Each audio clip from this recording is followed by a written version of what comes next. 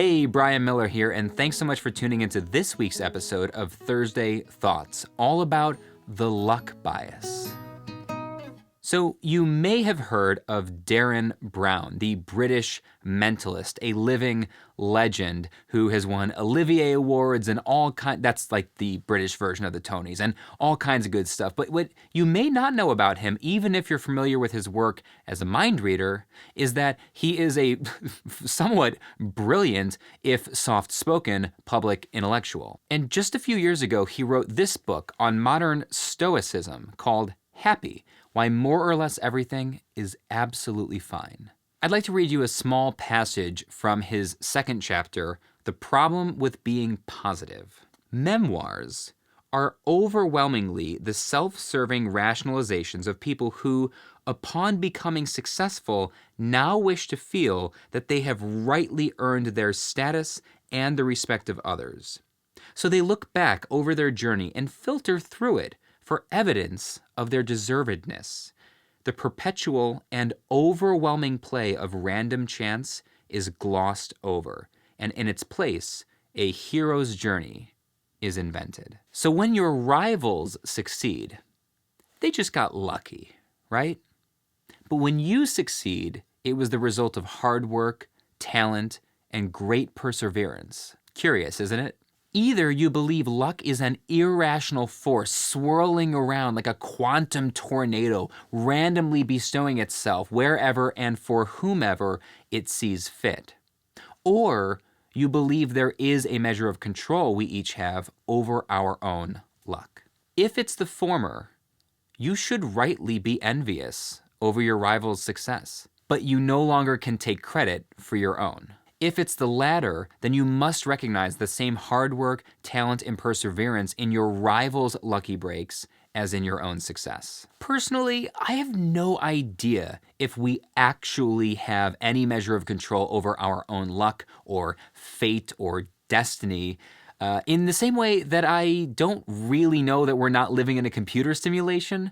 But the point is, I have to live my life as if I do exert some measure of control over my own lucky breaks, if not entirely. So when my rivals succeed, I check the very natural, very human instinct to get jealous. And insofar as I can, I'm only human, but I seek out what they did in order to make it more likely that they would be lucky and therefore successful. Like, are there attributes or qualities or mindsets or tactics or techniques that they've implemented that makes it more likely that they end up in lucky situations? Because perhaps if there are, I could adopt those for myself and increase my own odds of being lucky in the future. And from that vantage point, our rivals needn't be our enemies, but instead our inspiration. If we learn from them, instead of lamenting their success, then we ourselves may also succeed,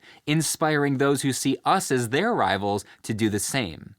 A virtuous cycle begins, and we all rise together. Well, that's it for this week. I know it was short, but hopefully it stirred something up inside you. Let me know your thoughts on the role of luck in success. Down in the comments, do you believe in luck?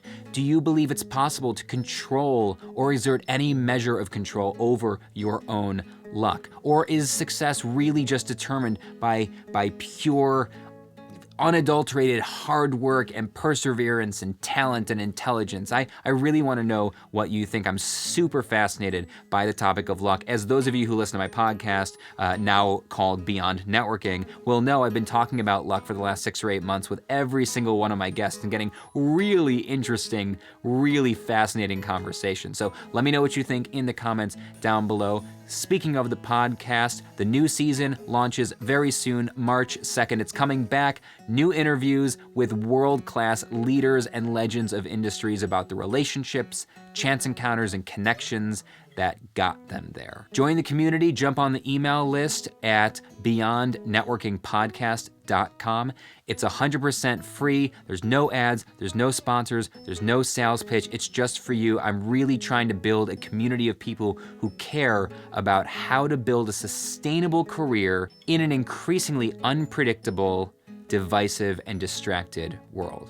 So if you want to learn how to do that, join us at beyondnetworkingpodcast.com. There's lots of great stuff. You'll get notified every time a new episode drops, so you don't have to keep checking your podcast app.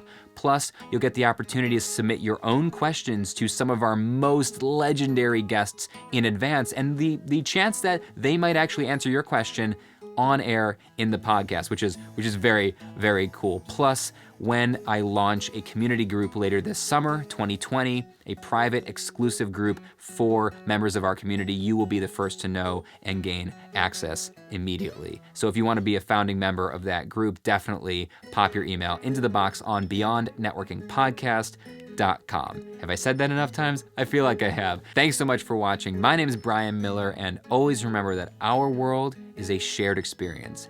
Every interaction is meaningful, and every person you meet is important. We'll see you next time.